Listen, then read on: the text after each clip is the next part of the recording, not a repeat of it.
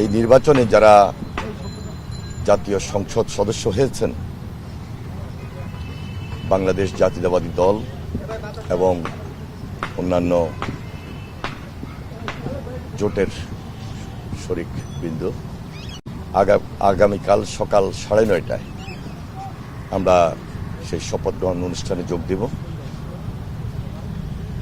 এবং বরাবরই আপনারা জানেন যে একটা নতুন সরকার যখন দায়িত্ব নেয় বঙ্গভবনে সেই পরবর্তী শপথটা অনুষ্ঠিত হয় নতুন সরকারের, কিন্তু এবার একটু উন্মুক্ত পরিবেশে এবং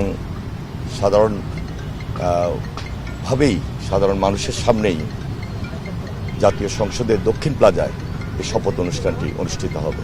জনাব তারেক রহমানের নেতৃত্বে আমরা নতুন সরকার গঠন করব এবং জনগণের পাশে থেকে এই আমানতটুকু যেন আমরা রক্ষা করতে পারি মহান আল্লাহ তাআলার কাছে শুকরিয়া আদায় করছি এবং সকলের আন্তরিক সহযোগিতা কামনা করছি ইনশাআল্লাহ। 13টি দেশ ইতিমধ্যে তাদের প্রতিনিধি আসবেন, কোনো দেশের প্রধানমন্ত্রী আসবেন, কোনো দেশের পররাষ্ট্রমন্ত্রী আসবেন, স্পিকার মহোদয়রা আসবেন এবং অন্যান্য যারা আছেন ডেলিগেট হিসাবে তারা অংশগ্রহণ করবেন। জুলাই সনদের ব্যাপারে একটা হা না ভোট হয়েছে এবং সেখানে হা জয়যুক্ত হয়েছে। পরবর্তীতে যে করণীয় এটা পার্লামেন্টে আলোচনার মধ্য দিয়ে নির্ধারিত যে আলোচনাগুলো সমাপ্তকরণ এবং সেটা আমার মনে হয় খুব একটা কঠিন হবে না। গতকালকে আপনারা লক্ষ্য করেছেন আমাদের চেয়ারম্যান জনাব তারেক রহমান ইতিমধ্যে বিরোধী দলের যারা রয়েছেন তাদের সঙ্গে আলোচনা করেছেন, একটা সৌজন্য সাক্ষাৎ।